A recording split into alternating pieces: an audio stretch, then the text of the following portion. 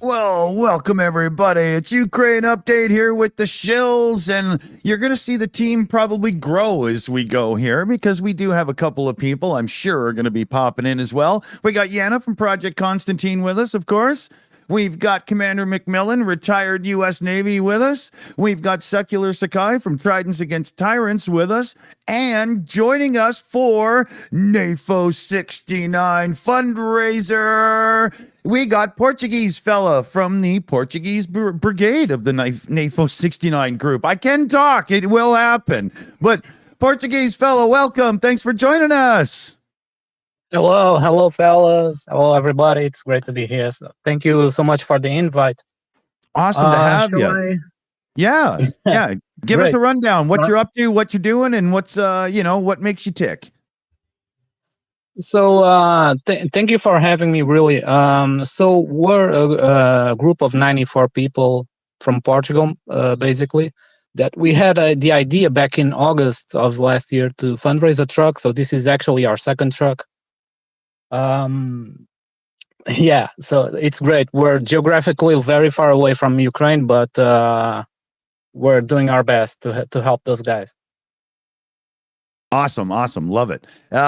So we teamed up with these guys here at the Shills to get things, try to do the best we can and getting the truck going. I'm going to bring up the page and show y'all and progress and stuff, but the direct donation link to this campaign is pinned at the top of the chat. Click it, fellow babies. Give us a hand. Let's get that number up and up and up, shall we? Let's do it. So we wanted to jump in with a little bit of news coverage right away today because there's a lot going on with aid announcements and attackums in play. Commander McMillan, we were talking pre-show, and we should get right to the Pentagon announcement with the Patriot air defense missiles, right? Yeah. My understanding is that they said that the first tranche of stuff they're sending, the two items that have been highlighted as the key components of that aid package, which is somewhere between 1 to 6 billion, are going to be Patriot missiles and artillery ammo. And that's both based on Pentagon analysis of what's needed and also Ukrainian requests for what they feel is the most desperately required thing to bolster their defenses right now. Right. Secular Sakai, you've got some news stories there. Is anything, I'm sure we've got one on this, right? With regard to the aid packages, let's see here. I mean, I see an announcement regarding Patriot missiles from France 24. That's been announced as part of the $6 billion aid package. So let me take a look at this real fast. All right. We're also organized today. We jumped in last minute. Nobody knows what's going on, but trust us, we'll get through this. That feels like every day of my life right now. All right. So from France 24, U.S. to give Ukraine new Patriot missiles as part of $6 billion aid package. Defense Secretary Lloyd Austin on Friday announced the United States will provide key air defense munitions and artillery rounds to Ukraine as part of a $6 billion military aid package that is its largest ever for Kyiv. The package is the second this week, following another valued at $1 billion U.S. that was announced just after U.S. President Joe Biden signed a much-delayed bill to provide new funding for Ukraine as it struggles to hold back Russian advances. Quote, "This is the largest security assistance package that we've committed to date," Austin told journalists following the conclusion of a virtual meeting of dozens of Kyiv's international supporters. They need air defense interceptors. They need artillery systems and munitions. They need armored vehicles. They need maintenance and sustainment. So all of those kinds of things are included in the package, he said. So, I mean, it's sounding quite promising. And I mean, there's no doubt that it's going to be delivered now.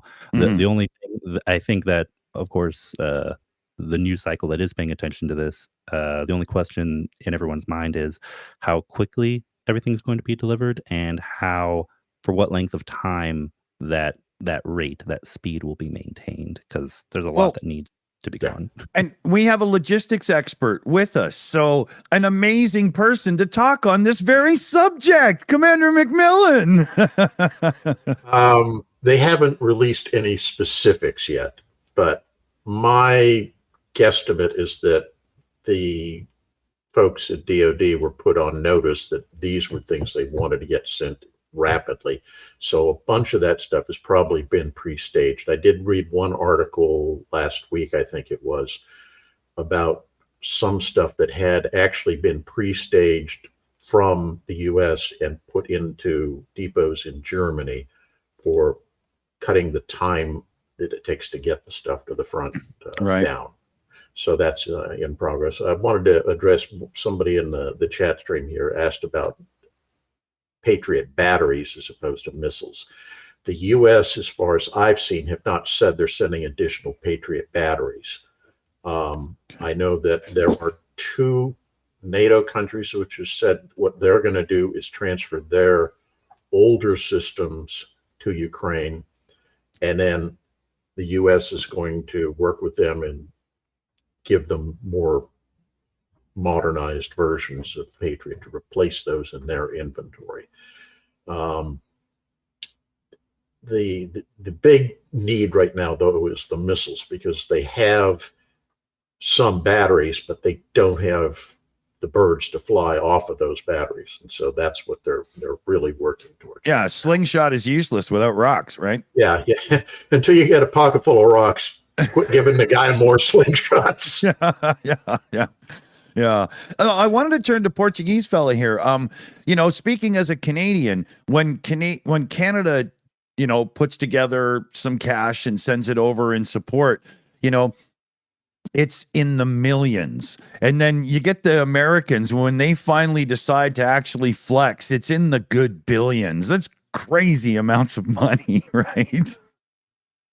I saw a graphic some time ago that showed, on a bar graph, the different amounts. And it wasn't quite, but it was very close to the U.S. amount exceeded that of everybody else. Yeah. Except it wasn't. It was the other group kind of barely, everybody else on the planet together provided just a tiny bit more aid than the U.S. did. Yeah. And I'm not saying that as bragging, but I'm saying it's a fact. It's the fact that the U.S. economy and the defense industry is so large that we can provide that stuff in bulk quantity, which other countries are, let's be honest, it's tough for them to do that. In Canada, we don't have anywhere near the population to ever come close. It's just not possible. It's just not possible, right? Yeah. Well, it's and our dollar is you can worth send maple syrup. Yeah, exactly. Yeah, we got your pancakes Doesn't covered. that fall into the category of war crime somehow? Yeah. She's very might. Let's see here. There's news-wise. There was some more stuff I wanted to cover. They did say that apparently in the 8 bill there's $23 billion that's intended to replenish the US weapon stockpiles. 11 billion. And 23.2 billion is directly going for weapons for Ukraine, which is good. A huge number. And it's a big number, but I don't know, Commander, how much does that equate to in actual weapons? Because I look at it, I'm like, yay, that's a big number, but some of these things are ridiculously expensive. Yeah. If you've got some more news specifically that you're wanting to get to, let me know, Dick. But I've also got an announcement of other aid packages from a few other countries. That's what I wanted to get to. I was about to turn to you for it because I don't have the details. I just know the headlines, right? Right. Well, let's see. Right here, I've got from Militarny, from different articles focused on the defense industry of Ukraine. Drones and air defense. Australia is preparing a new military aid package for Ukraine, reported April 27th. Cool. So today. The Australian government is preparing a new $100 million, it doesn't specify Australian or US dollar, but $100 million military aid package for Ukraine. This became known during the visit of the Vice Prime Minister of Australia, Richard Marles, to Lviv. The military aid package from Australia will be designed to purchase a large number of man-pads worth $50 million. Also, $30 million will be directed to drones within the drone coalition, and the rest to equipment, in particular helmets, inflatable boats, shoes, fire masks, and power generators. In addition, the Australian government will transfer from its composition unknown air-to-ground ammunition. Perhaps these will be bombs or other missiles and weapons. You're going to drop kangaroos on them. Hey, man, no. The emus, okay? As long as they're not screwing with the koalas. That's it, you know. Honestly, you could just drop any number of things from Australia. Commander, you're muted. We can't hear you, Commander. You're muted. Oh, yeah. I have to interject with a silly story about Australian kangaroo wars. Kangaroo wars? Yeah. So when the Australians purchased the AH-64 Apache attack helicopter, they also got training simulators for their crews. And one of the things that they asked to have input to the training simulator were herds of kangaroos running around in the training fields where they normally do their actual live training. So the guys at, I don't know which company it is, I'm guessing, let's say Raytheon. The guys at Raytheon just took a shortcut and said, well, we have these existing, programs for enemy soldiers. So what we're going to do is we're just going to take enemy soldiers and reskin them as kangaroos. They forgot to disarm the enemy soldiers when they became kangaroos. So the first time they ran the training simulations, there were these kangaroos running around with, man-pad air defense missiles shooting down the helicopter. Okay, I'm just gonna say this. There are 3 countries in this world where there are crazy news reports that always just make me scratch my head a little.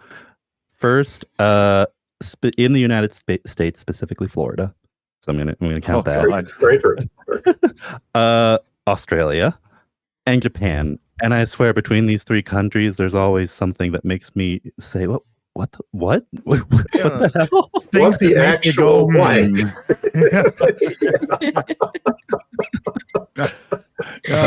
Oh my This doesn't make sense. Oh, sorry. Shutting down Patriot systems in Belgorod. So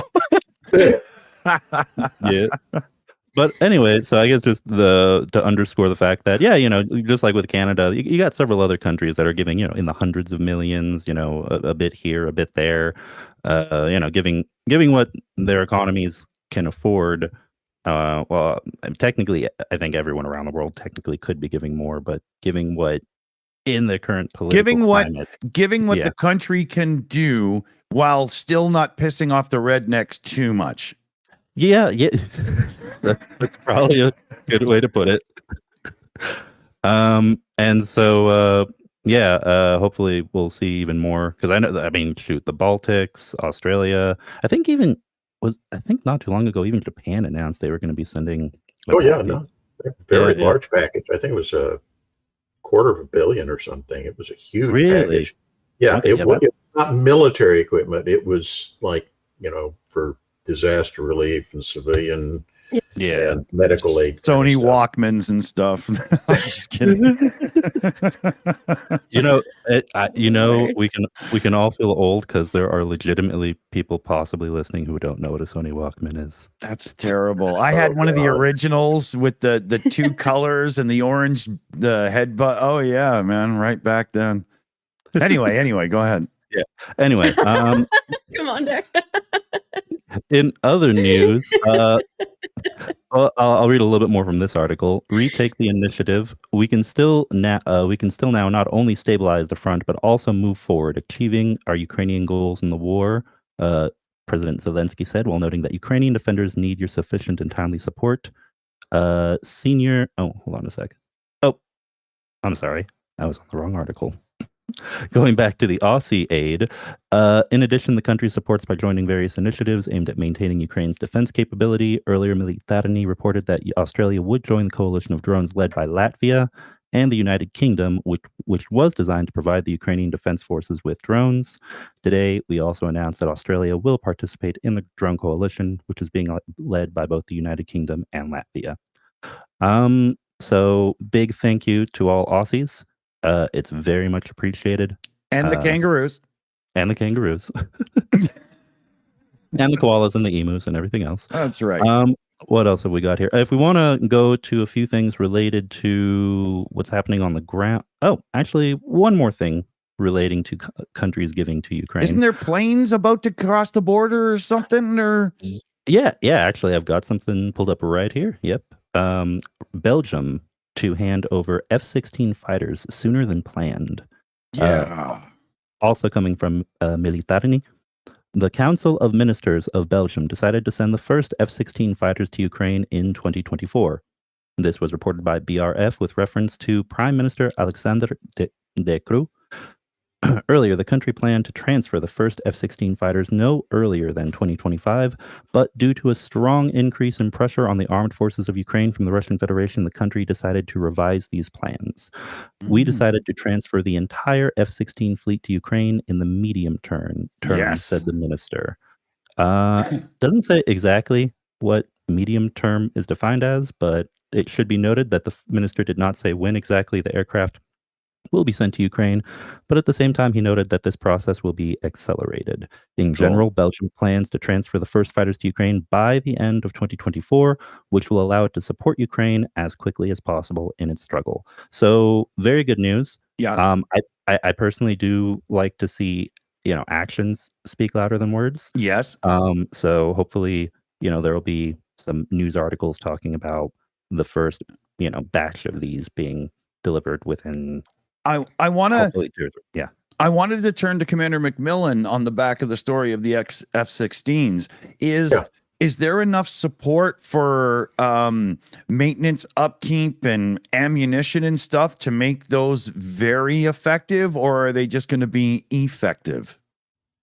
I think that's one of the reasons that it's taken so long to get stuff to Ukraine, because you'll recall it was kind of the first third of last year where they were talking about initially transferring these aircraft, and here we are basically a year later, and they don't have any in-country operational yet.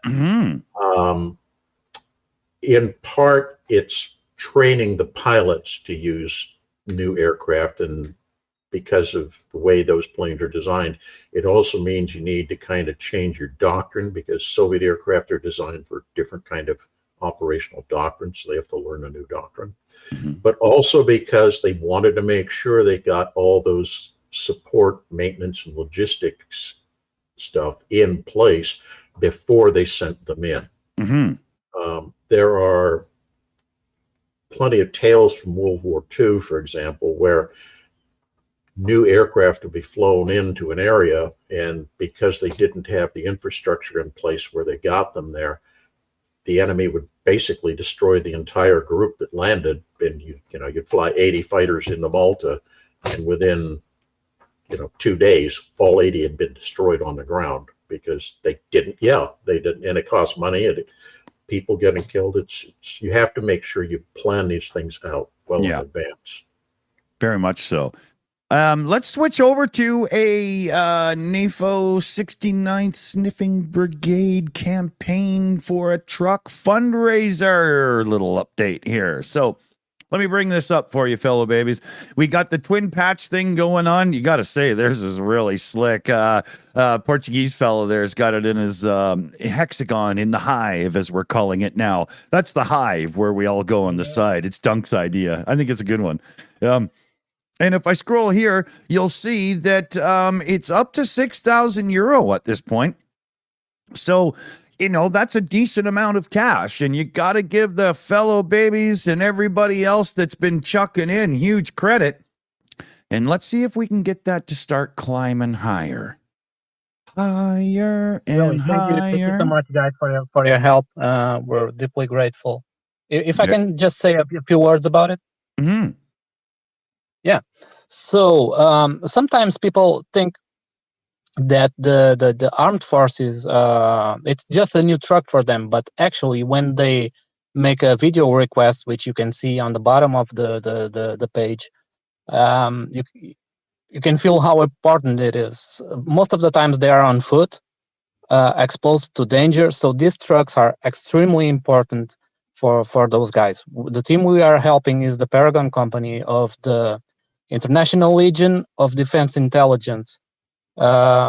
Most of you guys might know, but some people don't know that there are actually two international legions in Ukraine. One connected to the Ministry of Defense, and another one to the Ministry of Intelligence. We are helping those second guys. So the armed forces, imagine being on foot trying to evacuate your comrades, and you have drones all around you. Sometimes they are being picked up by quad bikes and stuff like that. We have videos of that I've shown to Dick here.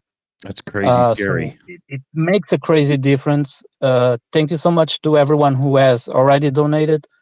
For the soldiers, it makes the world, huge right now. So thank you so much.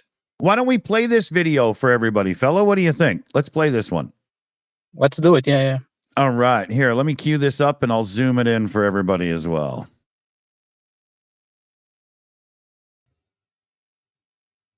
Oh. I'm not hearing the audio. Are you guys got it? Okay, nope. Hold on. Oh, don't do that. Don't do that. There we go. It wouldn't be a shill show without audio technical problems. Yeah, but usually that's not, Okay, here, let's see. Hello. There. We are International Legion of Deal. We need pickup truck for our aeroscouting. We're asking NAFO and 69th Sniffing Brigade to help us. Slava Ukraini. Героям слава! Oh, I love that ending. Yeah, that was the call for help that our group is now answering and trying to provide for as fast as we can. Also, this truck will be equipped with anti-drone jammer, which is very important. That's why the price is a little bit higher than the first NAFO trucks were around 15,000. Those are 18,000 because of those same jammers. Yeah, they make a huge difference, and also the trucks are all the trucks go with an extra set of anti-mud tires, which is extremely important. Definitely. Guys, and honestly, these NAFO trucks are really, really awesome. A lot of you know that Mercado fundraised one for the brigade we were with in the forest, and Pete was like, "This stuff is so cool." Yeah. So that was an ambulance, but this one isn't, I think, a medevac vehicle that you guys are fundraising for. But I mean, still, the quality of these cars are so good. Like, it's just, we just never see it. Pete's always like, I've never seen it broken down. He's like, I've never seen a NAFO car in a garage. Like, ever. He's never seen a NAFO truck we in a have a garage. NAFO car in the garage because our first truck got hit by Russian drones. But Okay, other that's than when it that, ends up they in are the very garage. cool. But Yeah. yeah. But they're awesome there's cars, and the guys really need it. It's true what PT Fella Yeah. is saying. They do evacuate guys on quad bikes. The guys are driving around in like buhankas, like, or civilian vehicles that are like, everyone's crammed into a little civilian car or whatever. So these trucks really help. very much. Where are we going here? Oh, you know what? I know where we're going. I should catch up on some super chats and shout outs and stuff. Let me scroll through my little list here. We have one here. It's greetings from Albuquerque, sister city to Kharkov, no less. I'll miss Ukraine update today, but every step I take today is for our beloved Ukraine. Hugs and health to all. And that's from Betty Clan, who's always with us. And that was a pre-show donation in the $35 range, no doubt. Nelly Cat has a new member that scrolled in there, so big thanks there. Wow, that doesn't have to be that loud. We have UTV and Ham jumping in with a super chat there. To whatever fund that is the priority, best regards. Well, that goes right into the NAFO fund. Thank you very much, UTV. Where am I here? We've got Chris Lundy. Get your Shills NAFO patch. Donate is pinned in the chat.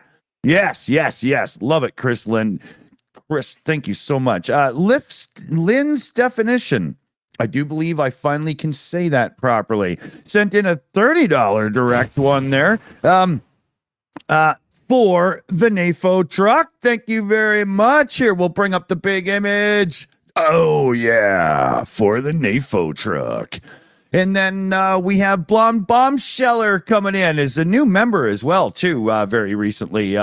Put it to the truck or the beer fund. No, we'll put it to the truck because I've already got a fridge full. But thanks, Blonde Bombsheller. Awesome. And where am I here? I do believe we've got DTR 2300 in the chat coming in big with a $70 direct donation.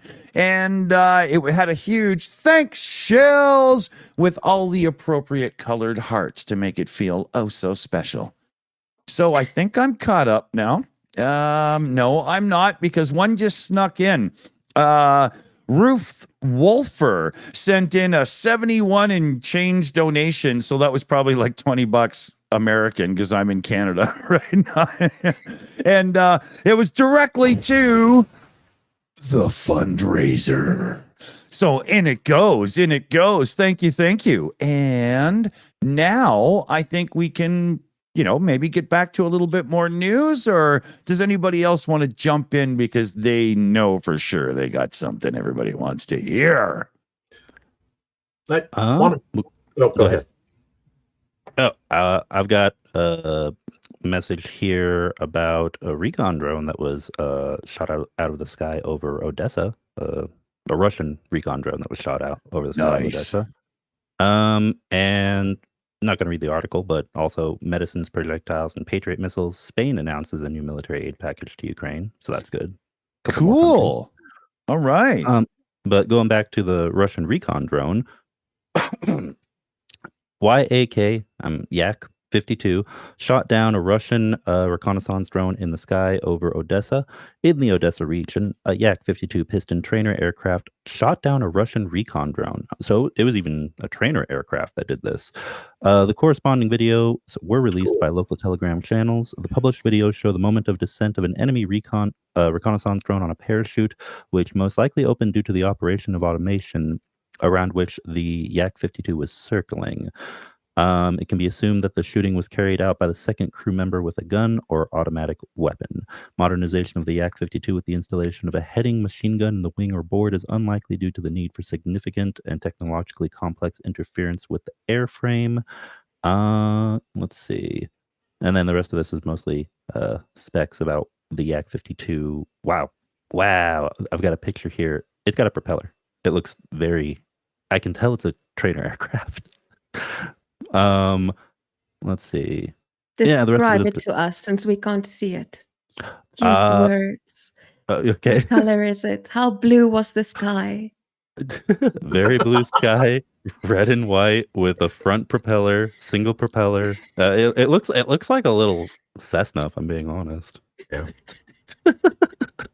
Like an old school World War II fighter jet. The aircraft has a maximum permissible speed of 470 kilometers per hour, range of up to 500 kilometers, and a flight duration of 2.5 hours. So, anyway, just a little piece of nice news. There's a video of it being shot down, so on YouTube apparently. So, Burn, baby, burn.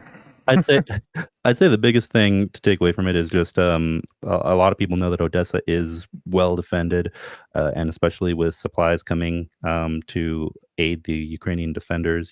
Odessa as a whole is well defended, but the Russians are still doing their recon and they're probing here and there and trying to grab what they can and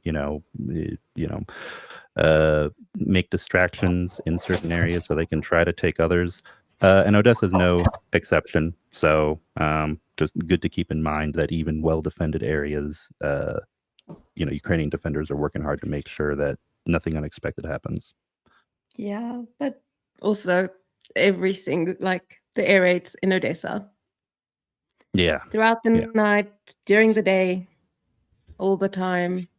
Yeah. And I mean, I'm sure it's that way across all of Ukraine. I'm just getting the updates for Odessa because that's where Helena is. Yeah. So I just get the updates. At a time I had it on for Odessa and Odessa and Kharkiv because Pete was on leave and he was stationed there. And then my phone was just going crazy. I bet. Yeah. Oh, I bet. So I was like, no. I mean, but yeah. Yeah, precisely. That's crazy. Aside from that, here's something relating to espionage that might be, spark a bit of conversation. 2 British men charged for working for PMC Wagner. 2 British men have been charged for working for Russian intelligence services after arsons facility of 2 companies in London that are linked to Ukraine. Arsons at the facility of 2 companies. Wow. The BBC reported on this. The fire occurred, and this is again from Militarny. The fire occurred on March 20th in the industrial area of Leighton. 8 fire trucks and 60 rescuers were engaged in extinguishing it. Counter-terrorism command officers from the London's Metropolitan Police Service are led investigating the incident. Records of the company's house indicate that the target of Russians was 2 parcel delivery services, Odyssey and Meast UK. For anyone who doesn't know, Meast is... maybe not outside of circles of people who have shipped stuff directly to Ukraine, but I've used Meast in a few different countries, and they're pretty good, in my opinion. Interesting. The suspects in the arson are Dylan Earl, 20, and Jake Reeves, 22. 3 other fire-related suspects have been detained on other charges. Mr. Earl is accused of planning to target the business as well as attempting to recruit individuals to materially assist a foreign intelligence service undertaking fraudulent activity in arson. Mr. Reeves is accused of accepting the money Knowing it was from Foreign Intelligence Service, the prosecution claims that this service was the private military company known as Wagner or Wagner. Yeah. I mean, obviously, throughout this entire war, there have been various incidents of, espionage, of allegations or confirmations of spies on both sides. Has anyone else heard about this or, have any thoughts on? Well, I guess, what do you think should be the punishment for all of this if the allegations are confirmed as true? Commander, what do you think there? It doesn't surprise me in the least. Russia has always been very aggressive in recruiting foreign assets to act on their behalf. Mm. And anything that damages Ukrainian reputation, business, what have you, that's going to be what they consider to be a legitimate target at this time. Okay, Yep. speaking of legitimate target, Commander McMillan, good question here to pose to yourself and and then Yenna's got something she wants to bring up. Not like her lunch, but a good topic. But I just distracted myself there. Okay, sorry. I just want to say, everyone's asking again in chat where I got my cap. Okay, which is why I keep wearing it. Got it from the Ukrainian Association in South Africa. But I'm sure you guys can find something similar online. But yeah. Yeah, it's really, you can tell it's a quality item. It doesn't look like that free give out at the beer store garbage, Yeah. I totally distracted myself to the point where I forgot what I was about to, lead into. No, my fault. Sorry. My fault. You wanted to ask Commander a question. Yeah, and it's something about legitimate targets. Oh, yeah. Thank you. So, do you feel with the new passing of the bill and the armament and everybody now really getting back onto this Ukraine support, and Ukraine has been hitting some targets over the border that are strategic. Do you remember early days? It was all about, well, we'll arm you, but it's only to defend yourself. And now it seems like everybody's kind of calmed down on that because Ukraine's not trying to take over Russian territory. They're just trying to hurt their ability to hurt the Ukrainians, right? Yeah, I think that's a fair statement. I think the concern initially was that it would escalate the situation. And as the war progressed, it became increasingly evident that Russia was perfectly willing to deliberately strike civilian targets, making some sort of argument on the Ukrainian side to strike at, quote, semi-civilian targets. Yes. On the other side, that made sense. And I think that's true. And you'll remember early on in 21, not early on, but towards the approach of winter, we had the Russians deliberately striking at the power grid, Ukrainian power grid. Yes. And that arguably was a legitimate military target because so much of Ukrainian industry and, more importantly, the Ukrainian rail net was run off of electric power. They have very few non-electric engines for their trains, and the rail system is how they move the bulk of their logistics. So when you take that and project it forward to today with Ukrainian striking at oil infrastructure, it makes perfect sense. And I think it's an entirely legitimate target. Yeah, I think the other thing is, of course, Russia uses the, obviously they use the oil,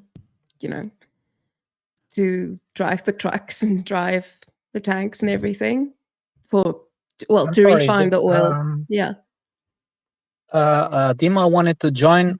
He accepted the invite. So Awesome. if you can talk to him. Yes. Yeah, welcome. I'm just setting you up with a little hexagon spot of your very own. And yeah, cool. Welcome, Dima. And the other thing is, obviously, with them selling it, they're also limiting what, Russia can't sell their oil, so they can't pump it because they've got nowhere to take it. So they're also limiting the Russian economy. And so I think, Mhm. Yeah, I found it between really interesting. yeah, I found it between really interesting that sanctions. they were. Yeah, sorry, go ahead. I was going to say, between sanctions and damaging the Russian oil infrastructure, it becomes very hard for them to generate funding to finance the war. And this is a great segue for something I wanted to add. Previous, we were talking about the aid packages to Ukraine. Is that 1.6 billion of that aid package to Ukraine from the U.S. is actually going to purchasing equipment from the Ukrainian defense industry for the Ukrainian army. So it's not just giving the Ukrainian military equipment, it's helping shore up the Ukrainian economy. So it's having a double impact, if you want. Very much. That makes a lot of sense too. I'm going to turn to Portuguese fella here to introduce a friend of his, and then somebody everybody should know as well. And welcome to the show. Oh, is he there? So guys, this is Dima from 69th Sniffing Brigade. Better than me, you can introduce himself. Yeah. Welcome, man. Yeah, welcome. Hello, guys. Hi, Sorry, my Dima. Hello. doesn't want to work suddenly today. Need to. Okay, I will figure it out later. Sure. My name is Dima. I am part of NAFO Ukrainian team. We are waiting you in Kiev when you will be able to join our convoy. Yeah. So thank you for your support. I will listen more today. If you have some questions regarding our volunteering work or anything else, you may. Yeah, you may ask. We have the best team in YouTube in the background collecting questions and all the stuff we need as hosts to do our thing. So we will have some questions for you coming up, guaranteed. Cool. Yeah. Awesome. I'm so glad you could join us. So Yenna, you wanted to take it, and we've got some images to support and all. Yeah. So you guys, those of you who've watched the our Sunday show, you've met Olya, my friend, and she just sent me this photo. And obviously she translated the text for me because my Ukrainian is very minimal. Mine's poop. And it says, and it just says, 2 Ukrainians illegally crossed the border across the river to get into Ukraine. Okay. So usually she just messaged me and she was like, they broke the system. Usually they run out this way. It's the first time I see them coming in this way. Which is, I think, an interesting thing that they, and then obviously just the comments. She also sent me some of the comments as well, where people were asking, did they mix up the sides of the river? And also asking, no, the wife probably threw his passport across the river and he had to go.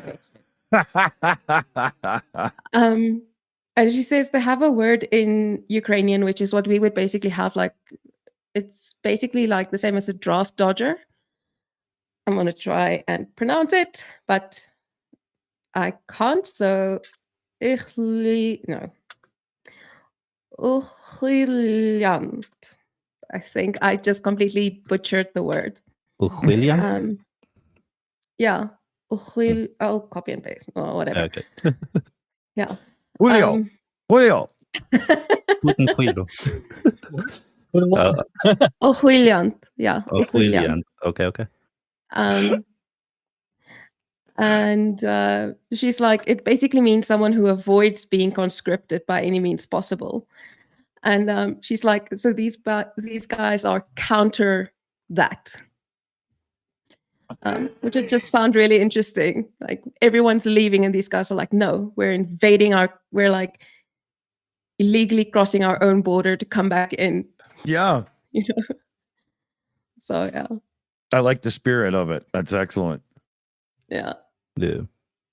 All right. Here, we got a couple of shout outs I'm going to do, and then we'll regroup into a couple of stories or something here. We'll see where we end up. We've got Jan de Jo, Jan de Jong. I'm not sure really how to say that, but it is a 100 euro shout. Thanks, Ukraine. Hang in there. And oh yeah, do we ever want them to? Oh yeah. I'll pretty much need them to, because if you think that Vladimir Putler is going to stop if he's successful in expansion, you're not paying attention at all. And then we got Norman Cinnamon came in with a $20 direct donation as well for the NAFO fund. So thank you. Awesome. I will, before the show ends, I'll take the PayPal amount and stuff it into the NAFO fund so we can do a live update of the totals as we go. And remember, the direct NAFO donation link is pinned at the top of the chat as well. So many avenues to help make sure that heroes can get around in reliable transportation. We also have a member message that just came in there from Rose Rowley. Rowley, I think I got that right. I think I literally changed the way I say her last name once a month. I'm pretty sure that's how it's working out now. Keep up the good work, everybody. So thank you very much. Thank you. Let me just double check on direct donation. See, every time I do this, one sneaks in at the end, and so I caught it. I don't know if I would be doxing anybody on shouting that out, because there's no message. It's just the username. So let's just say here, I'll see if I can tag the person. To one person, if I may. Please. Free Kherson YouTube channel is also helping us with this fundraise. He also donated himself to the fundraise on top of that. So thank you so much for your help, bro. Perfect. Awesome shout out. Yeah, Free Kherson. Good channel too. Definitely worth checking out. We'll get the link posted up here. If I tried to find it, the moderators will already have it in the live chat before I even, figure out how to do it. But we'll just give a shout out to the direct donation here. It's Joe Medley. And that's $100 direct donation in as well. So thank you to everybody for helping us grow the campaign to get some heroes, some good transportation. Love it. Thank you, everybody. Where should we go here? I know Secular Sakai's got more stuff on tap, but I don't want to exclude anything that our other hosts want to bring up as well. Yeah, if you guys got something, let me know. Yeah, I actually just realized that I edited the video of Dima like 6 months ago, because he and Pete met up when we were still in the forest. And I was like, wait, I know your voice because I edited the video. Cool. Yeah, I was like, hang on. Yeah. Awesome. But yeah, so what are we on for time here? Okay, we're coming up on an hour. Not too bad so far. I just want to make sure. I can't have the longest show in the history of the Shills today because I do have to kick back into parenting after and stuff. Well, I've got, let's see. I mean, I've got more articles themselves that we can look over. One thing, I'm not going to, one general topic that I find interesting.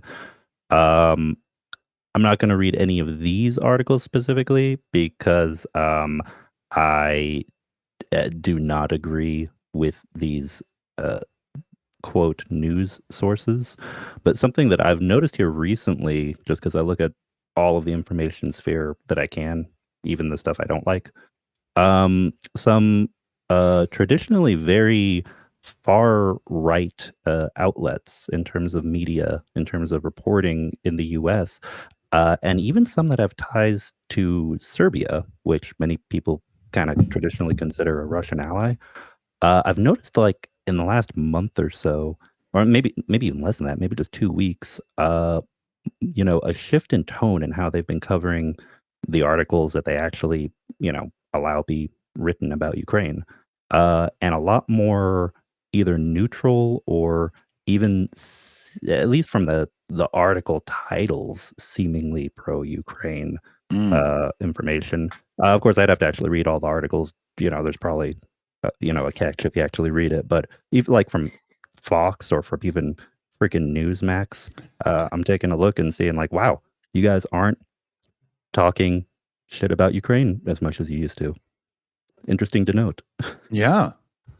But anyway, And they've already convinced their viewers not to like Ukraine. Why should they continue, kind of thing? I think it's kind of their viewpoint, probably. But there's also an aspect of clicks drive content, and they've probably run the gauntlet of the rhetoric and BS at this point, to the point where it's actually doing them a detrimental financial. I mean, Right? I do believe that among Americans who get polled, there is still very strong support. And, even, across left, right, whatever side of the spectrum. So I think maybe they're just in a daze right now, trying to figure out, okay, because we know there are people on the right who are very anti-Ukraine, but we also know there are still people like old school conservatives who are pro-Ukraine. Who are we going to pander to more this month? Yeah. And I want to add on to that. We saw something last week I thought was really interesting, where Mitch McConnell made a statement where he was essentially blaming Johnson for the aid package being delayed so long. And if you think about it, McConnell was initially one of the people was doing everything in his power to delay the package. So I think we're seeing a shift in how the conservatives are going to be addressing the Ukraine side, because they're beginning to see that it's impacting their popularity and their chances in November. So they're making adjustments to their rhetoric, and they're doing the finger pointing blame game that, oh, it wasn't me. I wasn't the one that was screwing it up. It was somebody else. Yeah.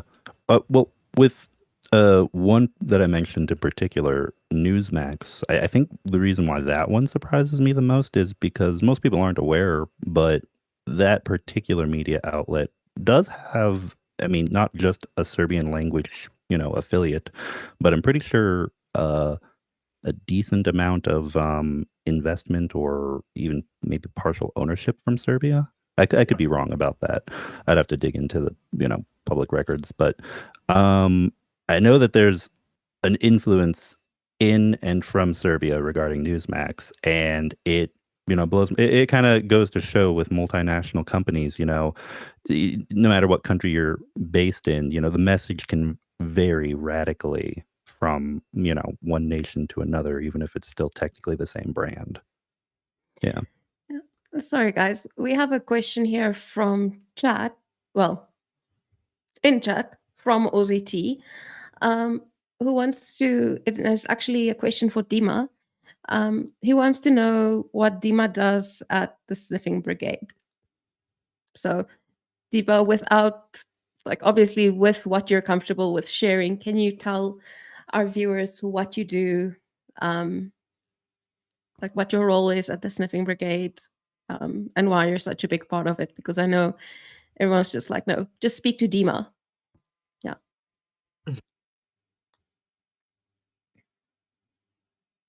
Oh, I think you're on mute, Dima. Yeah. Yeah, you're muted.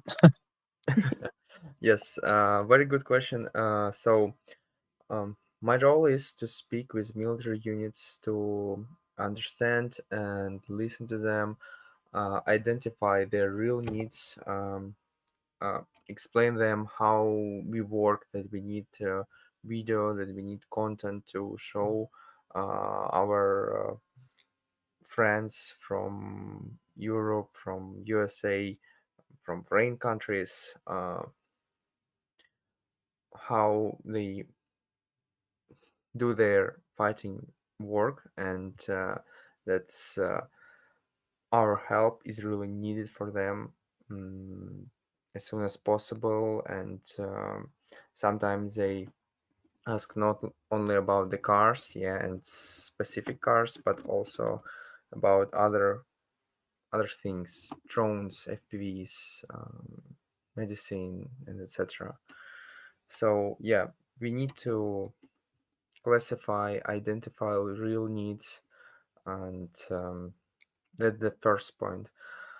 Then I'm helping them with docs, boring stuff, bureaucracy. What else? Yeah, we also sometimes I'm speaking with such good guys as you and explaining how we can cooperate. Yeah, what we're gonna do, what's the unit can make us video requests, to start a campaign, etc., etc. About other things, it's sometimes I'm helping with technical stuff to test drone jammers, FPVs, but let's let's talk less about this. Got it. Yeah. Awesome. Yeah, no, so that's really cool. And I always want to ask, like, is this, what did you do before the full scale invasion? If you're okay with sharing, or if you're not, then that's also cool, because I don't want to, And it could be vague. everything. It could be vague. Yeah, you details. can be vague if you want. Just Just make led you- something up. No, I'm just kidding. Yeah, just make something up. Like before the full invasion, I was a startup entrepreneur, let's say project manager in few projects, like web agency and one edu hardware startup. So yeah, it was like good times when you do always some networking, developing interesting civilian let's say products, and that's how actually I met the core team of NAFO, our Estonian friends, and we work together in Kyiv. They help a lot, not only my project, but many other Ukrainian projects to be startup unicorns. So Yeah, because I know. Oh my word! I just hit a blank. Sorry.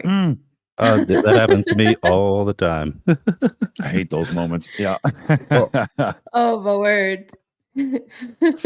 Well, Dima, I guess I've got a question. So, so you were involved in that kind of startup entrepreneurship before the full-scale invasion. Now you're doing the work that you currently are to assist the Ukrainian armed forces. When this is a question I feel doesn't get asked often enough.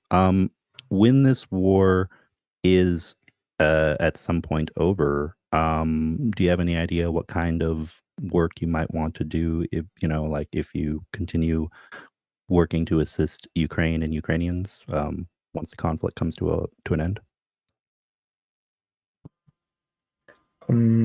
That's a very good question, which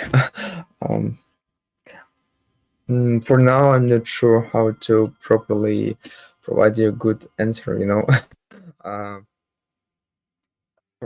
yeah, we are very focused helping Ukrainian armed forces, to provide as for Well, now. the first thing you're gonna do is attend the Crimea Beach party, right? Sorry, can you repeat? I was saying the first thing we're all gonna do after this is we're all gonna attend the Crimea Beach party. After that, then we'll see. Yeah. Crimea Beach party. Yeah, it's our first deal to do.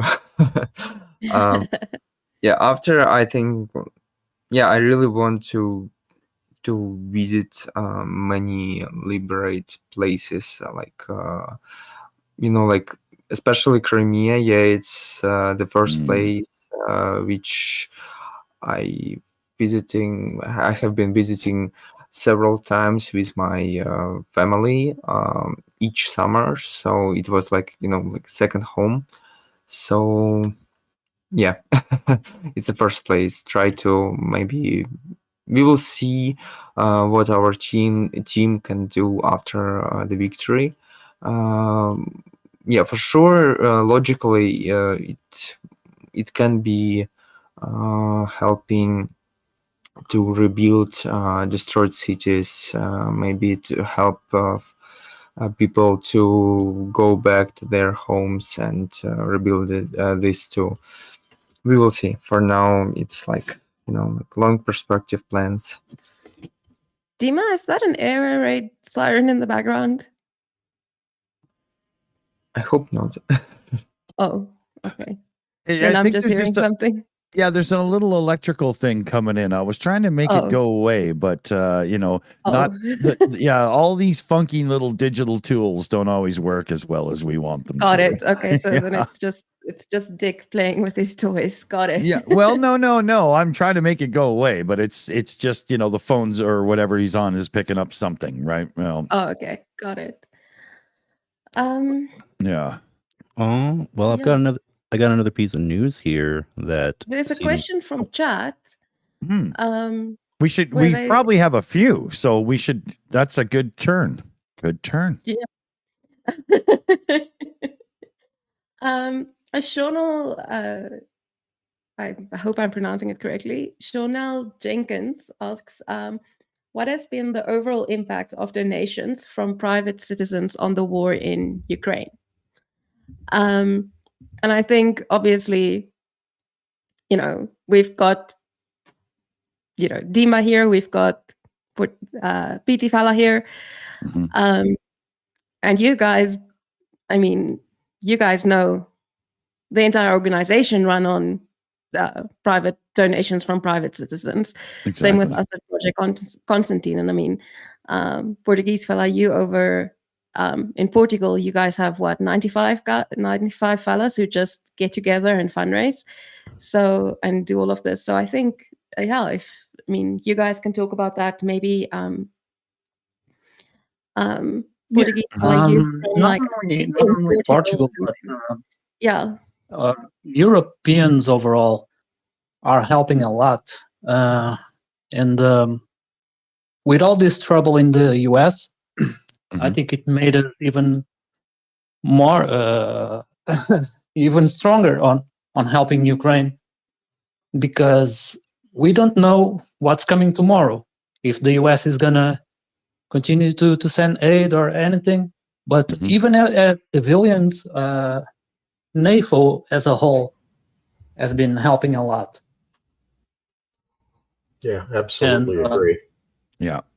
The 69th Sniffing Brigade has given the armed forces of Ukraine over 300 trucks now. Correct me if I'm wrong, Dima. That's a lot. No, it's correct. Yeah. And not only that, but all the humanitarian help that I see, especially on Twitter and stuff like that, which I'm mostly working on. It's just crazy. NAFO really brings up the good in every nation. I've never seen anything like it, and it's awesome to be part of it. We've talked on the show a few times about how the social media impact of this war, well, this unjust invasion, has changed the way this kind of stuff goes on in the world now. I've never seen anything like it. I mean, you know, never mind like, well, not never mind, but, you know, organizations like the Red Cross and stuff. But in this conflict, you've got the world putting armaments like drones and stuff in the hands of the soldiers and whatnot. You know, it's crazy. It's a million. I mean, love it. I love seeing Poland the was world do fundraising. this. Polish Yeah. citizens were fundraising for a tank a while back. You know? And I mean, you know, and I know, Dima, you guys have like there's almost every single Ukrainian I know. If they're not fighting, they are. What are you doing in your spare time? Oh no, I do this and I do this. Oh, and I work at this place and I volunteer at this place and I also volunteer at this place. And I'm like, okay, so Yeah. and it's really helping. You know, everyone gives that little, whether it's their time or their money, they, you know, they give that help, and I think that's one of the big things that connects all of us, is whether it's our time or our money or, you know, whatever your talents or whatever, using that as private citizens to help Ukraine. Totally. Yeah. Yeah, absolutely. You know, Good point regarding time, efforts, talents.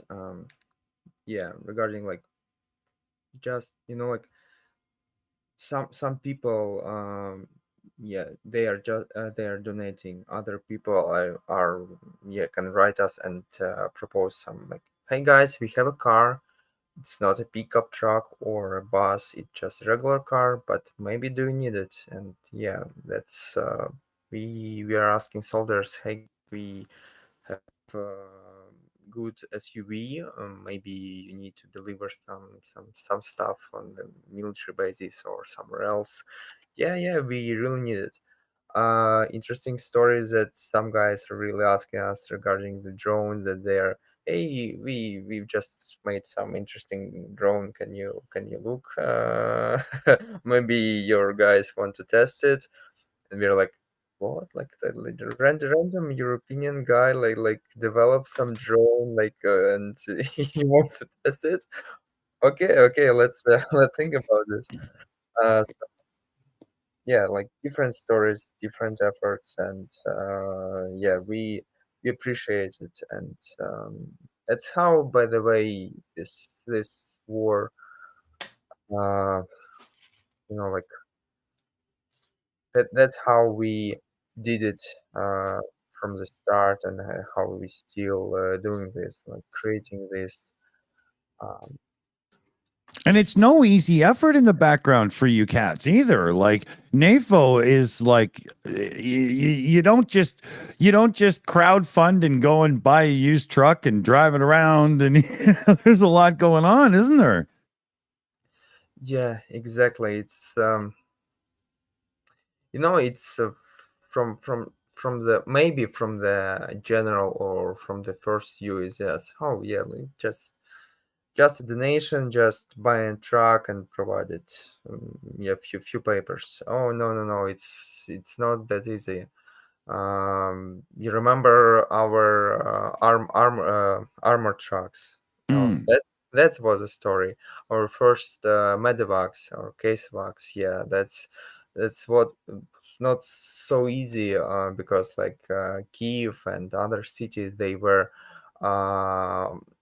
let's say, many car services, they were booked like for months ahead, and it was not so easy to make such things, especially armored them for normal and like some minimal costs, let's say so. So yeah, it was quite a challenge, and for now that's so good that we found this jammers for our trucks, because as you know, we have this FPV wars now. Yeah. And all in, it really hasn't raised the price all that much, all considering what you get from having the jammer. Like it's fair trade-off, couple $1,000 safety, right? At least, you know.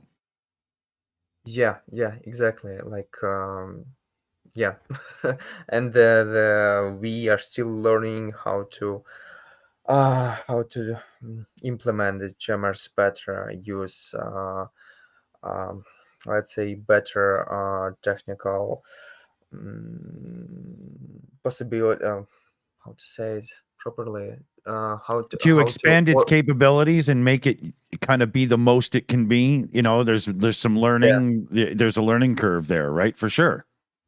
Yeah, we are waiting for better jammers. We are ordering them, searching for this, and many other operations we are doing to provide, like fully equipped solution for our soldiers. So it's not so easy to make such operations on the front line. So we have to do it here, let's say in Ukraine, in regular cities, provide a truck fully equipped, and the soldiers just go and do their job.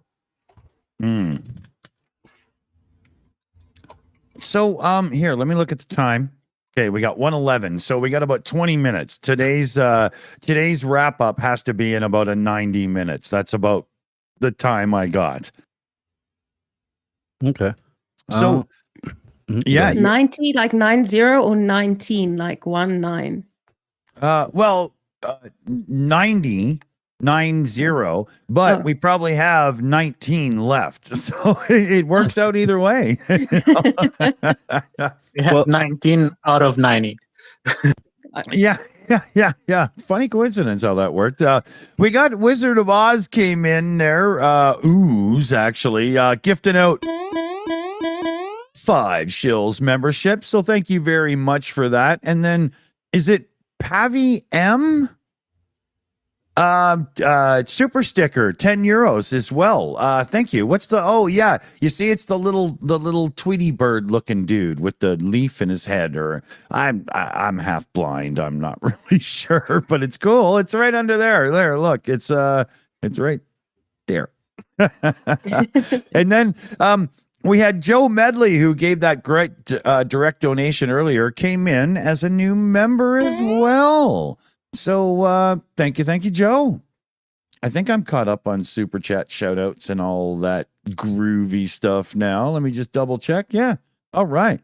So let's see. We've got about 18 minutes, right? Is there anything anybody really wanted to get to before we have to get to wrap ups? You get that thing where you leave the stream and you're like, I wanted to bring that up. Here's a pretty big piece of news that I feel would be good to highlight, since we're talking about all the different stuff being sent by the U.S. Don't you have a cricket sound for this? The one on mine isn't working, but yeah, I agree. Let's see here. From defenseua.com, what is this long-range weaponry from the U.S. that, quote, didn't work? By the way, chat, don't forget to hit like on this on the video, Yes. please. Yep, that's right. Please like and share. Absolutely. That didn't work in Ukraine. It didn't work for multiple reasons. Let's see here. Quick summary I have here from the notes. It didn't work for multiple reasons, including the EMI electromagnetic Yeah. Come on, Dick. Commander, your nodding made it worse. Marta's just sitting here. Like, The EMI oh my electromagnetic. goodness. We're not usually this awkward, okay? Yeah. Yeah, and to clarify, I was Oh, referring to the man who was laughing, his name. Anyway, EMI, electromagnetic interference environment, including just really doing it on the ground, the TTP's techniques and procedures, the DOTML, the doctrine, organization, training, and material, it just didn't work. Explained by LaPlante. And what happens is when you send something to people in the fight of their lives and it doesn't work, they'll try it 3 times and then they just throw it aside. So that's happened too. yeah. So, Portuguese fella, do you guys do? So you say this is the second truck you're fundraising, your second truck that you guys are fundraising for. Oh yeah. I think it's Yeah. pretty. Yeah, We had a fundraise back in our first fundraise. Actually, the first idea wasn't to get a whole truck. I met Dima because we were supposed to pay for just a message from Portugal on the side of one of their trucks. But then we figured, why not? So we tried. It went well. There was an unfortunate thing that happened. I don't know if any of you heard about it, but the soldier that recorded the video with the truck request has died 1 week later when we were mid-campaign. His name was Samuel Nui. So rest in peace. I know him. Oh, I know of him. He was a friend of our. He was Canadian. He's Canadian, right? Yeah. He was English. Was he? Oh. Yeah. Yeah. So rest in peace, Sam Nui. We had his name on the side of the truck. So that was our first truck. We were supposed to begin a fundraise for a new truck in Christmas, but we didn't feel like it was the right time. So then CF, which is most surely she is in the comments. Hello, CF. Thank you so much. She pushed a little bit further, and we decided, yeah, let's do it again. And she introduced Dick to me, so we're rolling again. So again, thank you so much for everyone who has already donated. It makes it makes a huge difference for the soldiers on the ground. You can imagine how much of a good you are doing to everybody. So you have my absolute respect. Yeah. Cool. Good words, man. Good words. But also thank you for the work you put in. Damn right. You as well, because I know it's a difficult job as well. So thank you for that. It is, yeah. But, it's from the heart. So Yeah. Well, yeah. And then I guess we only got like 3 minutes left, I think. 23. But, oh no, 13. Sorry, I can 13. Do math and stuff. Yeah. Okay.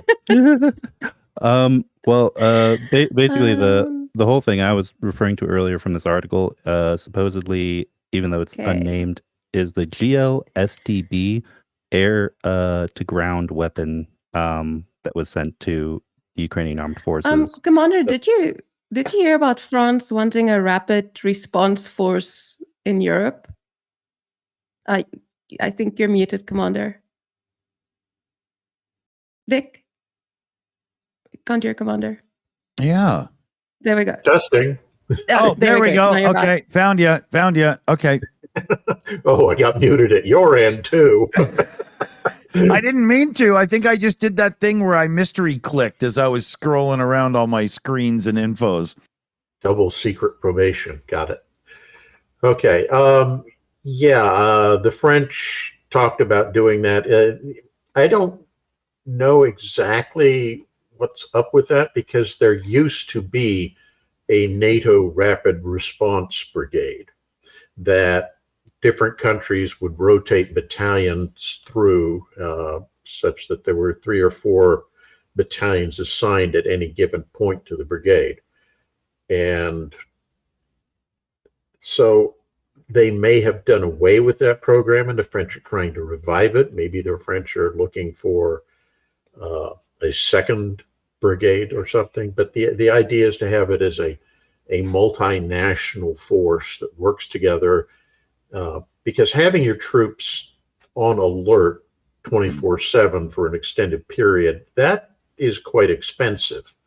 So I think what they're trying to do is burden share here by saying, okay, you take a 4-month slot, and then your battalion goes out of the brigade, and then the let's say the Danish battalion joins, and they'll be on alert for 4 months, and they'll leave, and then the Norwegian battalion will be on alert with it, and they would cycle through that. So that, I think, is kind of what they're talking about, but I'd have to do some research because I don't know what happened to the old standing rapid response brigade. So I don't know if this is a replacement for one that was deactivated, or if this is talking about instituting a second such reaction force. Does that make sense?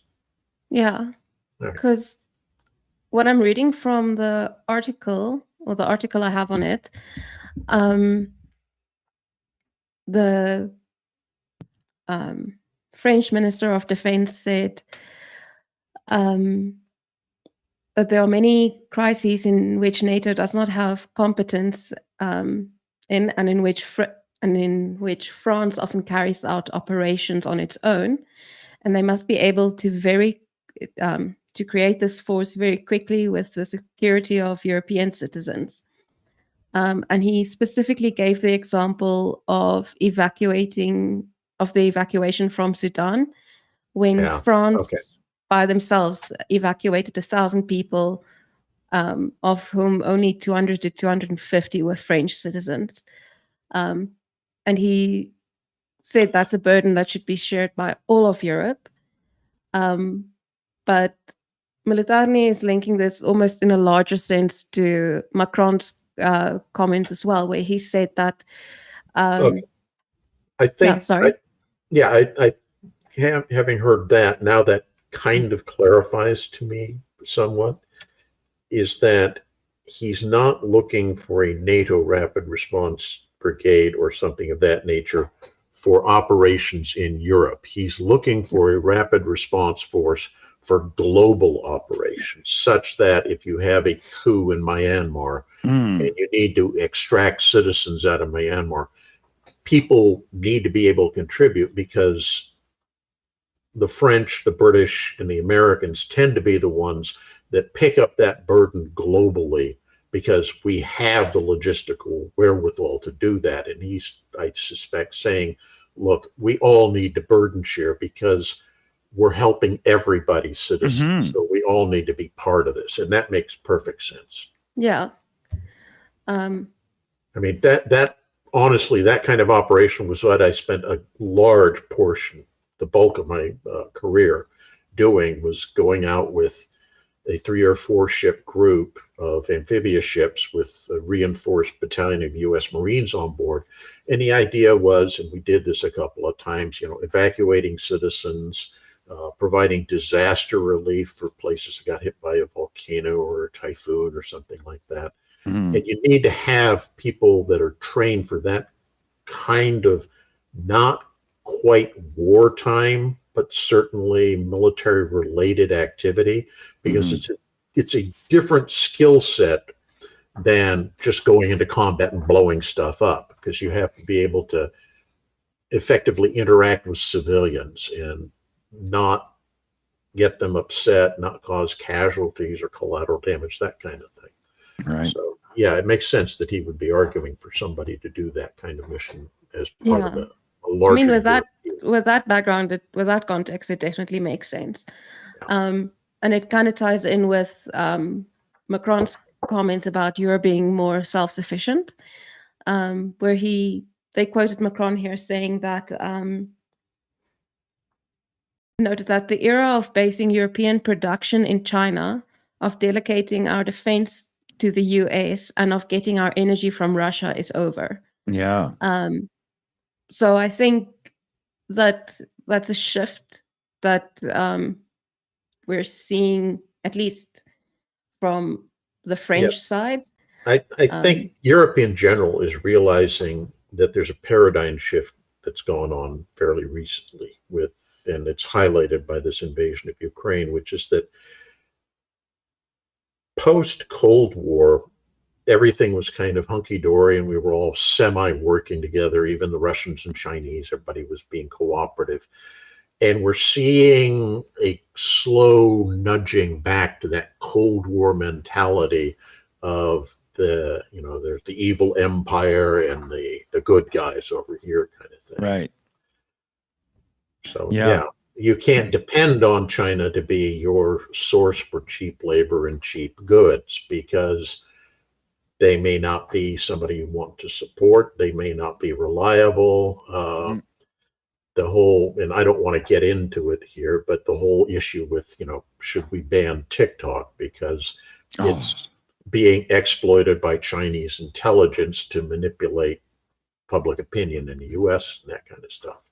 And I don't want to talk about that here. That's a complete separate program. But that kind of mindset is the same sort of thing we saw during the Cold War with, better dead than red kind of mentality. Speaking along that lines, Commander, just real quick, the underground buzz in the tech industry, if you're really paying attention, is the next Chinese company that's about to come under scrutiny is going to be DJI, the drone maker and whatnot. Quelle surprise! Anyone remember the controversies regarding Huawei a few years back and their cellular towers? The 5G stuff. Oh, yeah. Yep.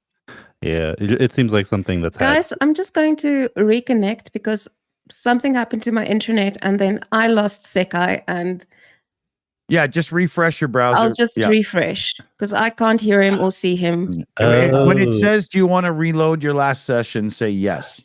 Got it.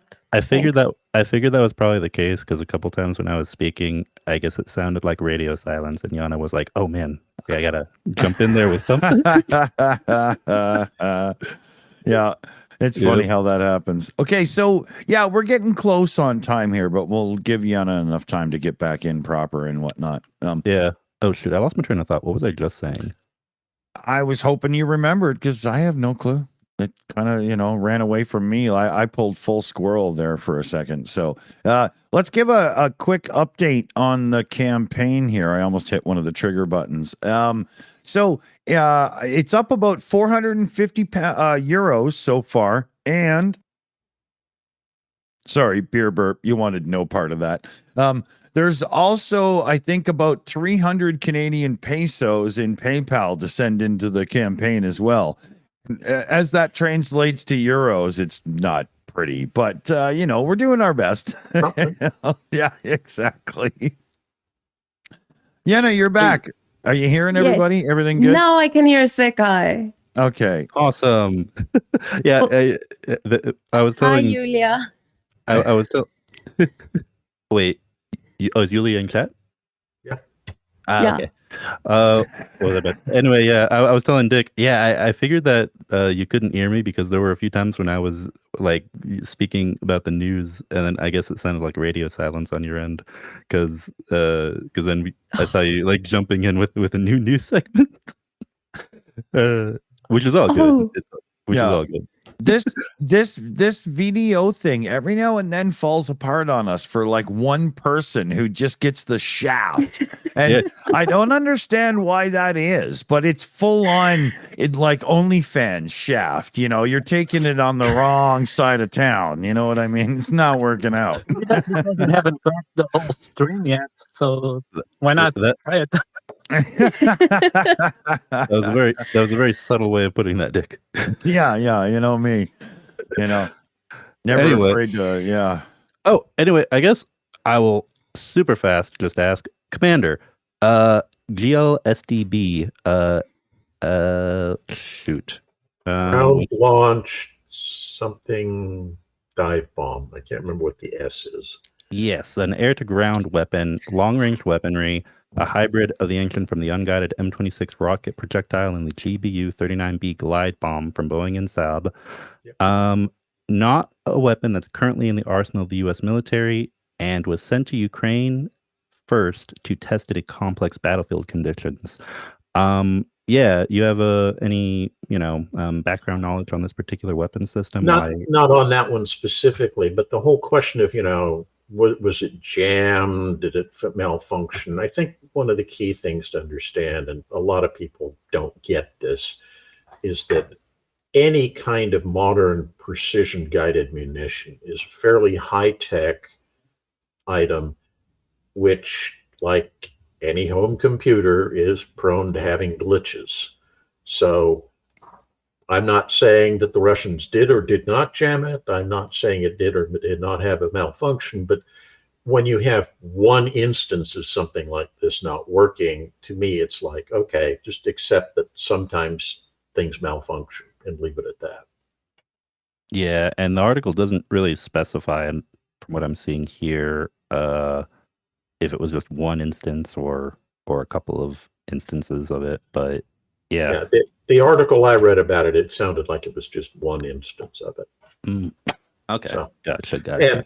And the other thing I would add is that we know that they have approval to now start sending the long-range version of ATACMS to Ukraine.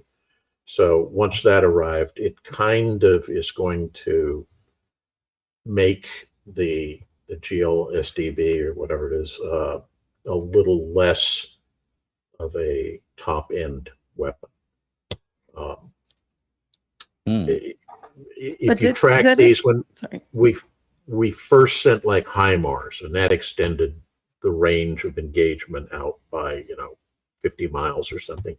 Each one of these, when it arrives, extends the ability of the Ukrainians to hit targets which are deeper and deeper into Russian rear areas. And the long-range ATACMS is going to be the one that takes it out the furthest. It doesn't mean that the earlier ones that are sent don't still have some important effect, but you're going to see the importance of what they're able to reach once ATACMS become operational in Ukraine. That will become the high end that everybody's focused on. Yeah. Right. There's a video sent in from the Portuguese NAFO group that we're teamed up with for the fundraiser here. It's got some, I'm sure, copyright evil music on it, so I am not playing this tune. There's no way. This is a little bit combat-y compared to what we normally show on the show. We normally don't do a lot of like combat-y stuff because YouTube can get a little bit pissy about that, and we can talk about it without showing the video. But this is edited up so it's all clip trip style, and it should probably squeeze through fine. And it's not very long. So here. It's really well done. The tune is great too, but I'm just, copyright scared. You know how things go on YouTube and whatnot, right? That's not live combat. That's training. Yeah. And, it's not like, things aren't ending up in body bags and things aren't exploding and stuff. So I think we get away with that one fine. But, we try not to do the shock treatment style. It's not who we are on the channel, right? We don't need to get into graphic things. But the NAFO group we're teamed up with, the Portuguese Battalion, these guys are awesome. Let's get the big poster up here. It's all about the fundraiser. So click the link that's pinned at the top of the chat. Get yourself over, throw in, $5, whatever. It doesn't matter if it's a small amount or a big amount. If everybody just helps that tiny bit, this thing's done and dusted, right? We got this, we can do this. No problem. So let's turn it up and go for broke, fellow babies. Here we go. Oh, wow. It's all screwed up now. It's supposed to be all big. I don't know what happened there. Okay. Vertical video screwing with my action. Everything's wrong. Oh, no. Oh, it's evil. So, let's spin around the room here for a little, thanks and goodbyes and all that kind of stuff. Yenna, what do you want to send to the viewers as we make our adieus here? Thanks for being here. Sorry for interrupting Sekai when I couldn't hear him. It's all good. Wait, you mean to tell me that whole part when I thought there was silence, you were reading out news? Oh yeah, I was reading out news both of those times. I just thought we were sitting here in silence, and I'm making comments like we're not always this awkward. And Yeah. I'm okay. So thanks, Video Ninja. Thanks, Video. This is great. And I did message Dick, like, is my audio good? Is it working well? And he's like, yeah, Yeah, all sounds good to me. Just you haven't said anything for a while or whatever, or I mean, I had gotten up to get my son's lunch order and shit, so I missed a whole bunch of chaos, right? Yeah. Yes. So there's that. So sorry about that. Thank you, everyone in chat for being here. Please donate to the NAFO campaign. Let's close this one up, guys. And then can I plug tomorrow's show? Oh, please do. Tomorrow night, Annette, aka CF Beauty, aka Chatting as the Shills, aka the cool chick who basically makes this channel run. She with 100 names. Yeah. Our show is back tomorrow night. We have Dimitro, need to get his surname, Bezruchko. He is a friend of myself and Olya, and literally now he's a friend of Dick and Annette as well. One phone call with a guy and you're friends. Okay. Really cool cat, fellow babies. You're going to love this dude. Yeah. Super cool. So he's a musician, Ukrainian musician, and he's going to talk about Ukrainian music, but specifically like kind of pop music and the revolution or the evolution of Ukrainian music. So it's going to be really cool. Yeah, and then also to our guests, thank you guys for being here. And mods, you guys are awesome. Thank you so much. Very much. Awesome. Yeah, we lost Portuguese fellow there. His hexagon in the hive is gone dry. But we do have, as somebody in the chat called him, the cute guy from NAFO. Still with us. So what do you think, buddy? Thoughts and wrap-ups on the end of the show. Let's plug this fundraiser. Oh, he unmuted, but now he's gone. Come on back. He still shows us muted on my side.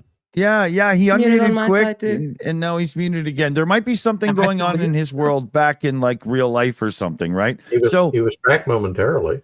Yeah. You know, let's go to Secular Sakai then. What are you thinking there? Plug Tridents for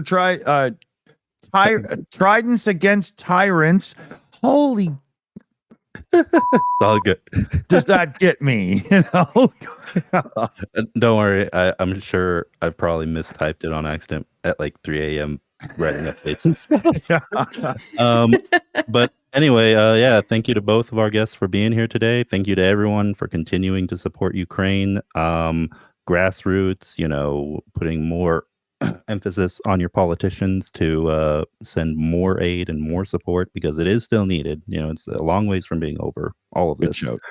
And one important shout. Okay, my life is always hectic, but yesterday and today specifically were even more so than usual.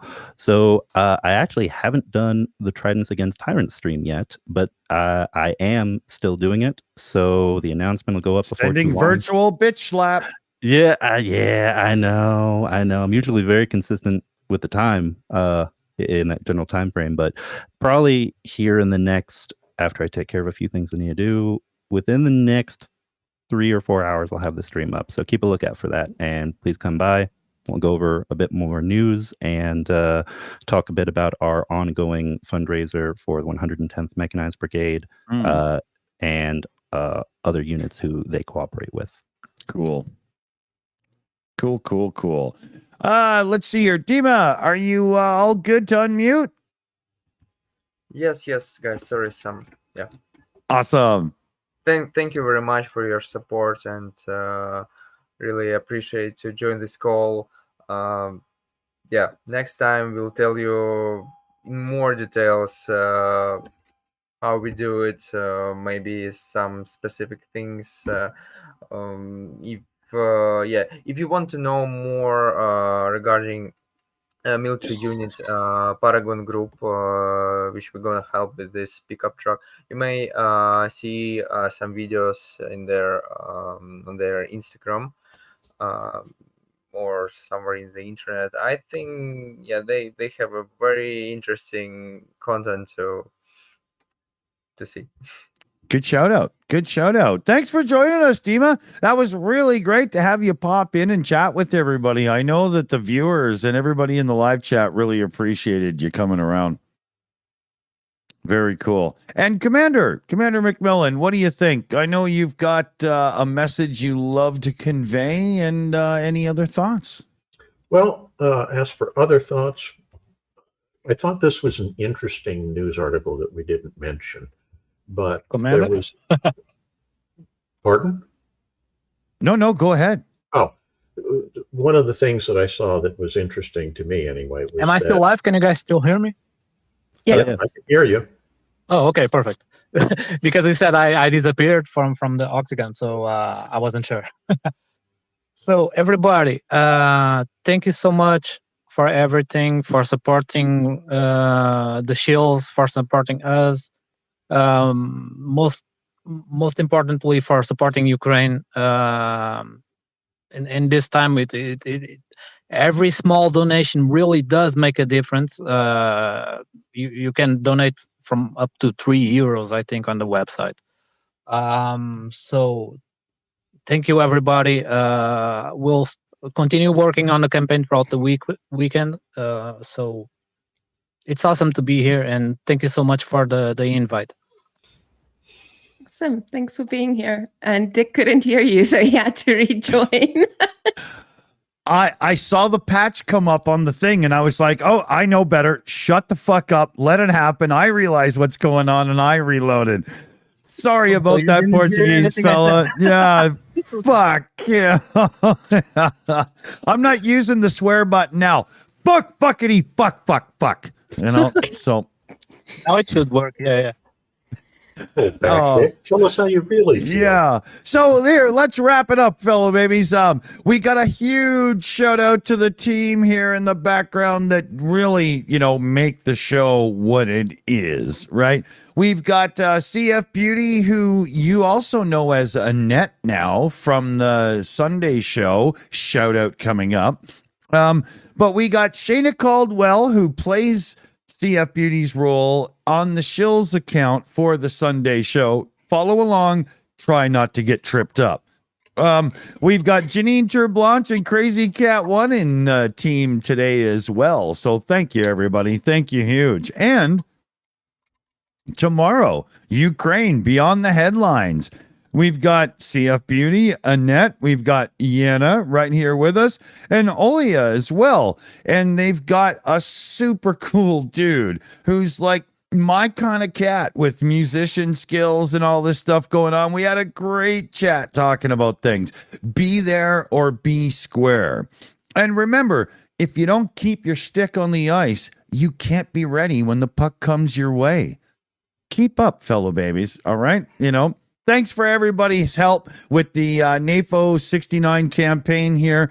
Let me get that picture up as I just bullshit a tiny bit Commander longer. McMillan still needs to say his final words. Don't worry about it. I thought you were done. Yeah, go ahead, because you've got the shout out that should end the show with, the reminder and everything, right? Yeah. Okay, so I was going to mention one thing before I did that. So the thing is, I saw a very interesting article which said the Ukrainians are moving the M. Okay. What was that? I don't know. Man, Commander, you just can't finish your thoughts today. Can't catch someone. a break. Go ahead. Go ahead. The fuck? Anyway, the Ukrainians are withdrawing the M1 Abrams from frontline service, not because it's not good, but because there's so damn many drones out there, and it's considered such a high priority target by the Russians, that they're literally trying to hunt it down with their drones to take them out. So they're pulling them back and putting them into reserve for counterattack operations and such. That shows you how much operations on the modern front lines is changing because of drone technology. Absolutely critical.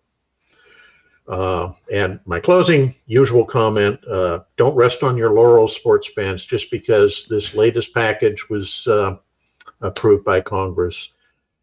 We need to keep the pressure on, keep writing, calling, emailing, texting your elected officials and say that it's very important to you that we consider to support Ukraine.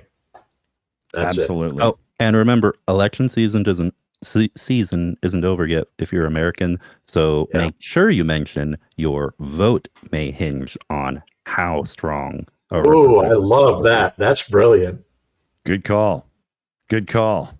So do the right thing, everybody. Make sure voting season you use your heart and your conscience, not just affiliations, right? We got to kill that. We got to move forward. Thank you to everybody who's helping to contribute and support the channel around here. Help us grow. Help us spread the word. We've got lots of great content coming up. Keep watch around this space. And remember, check us out tomorrow for Ukraine Beyond the Headlines. I think on that note, let's say goodnight, fellow babies. Bye, guys. Take care. Good night, Bye, everybody. everybody. Slava Ukraini. Bye. Good night. Heroям слава. Good words.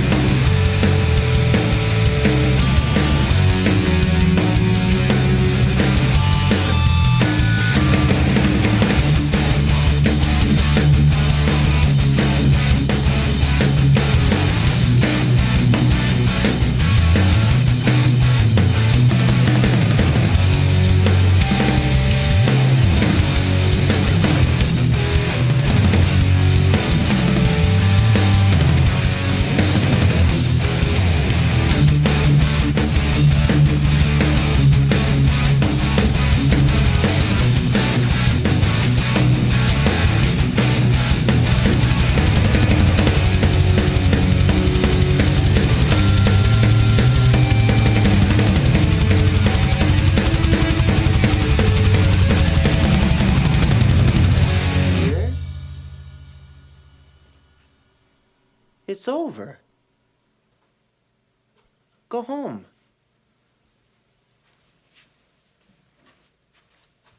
Go.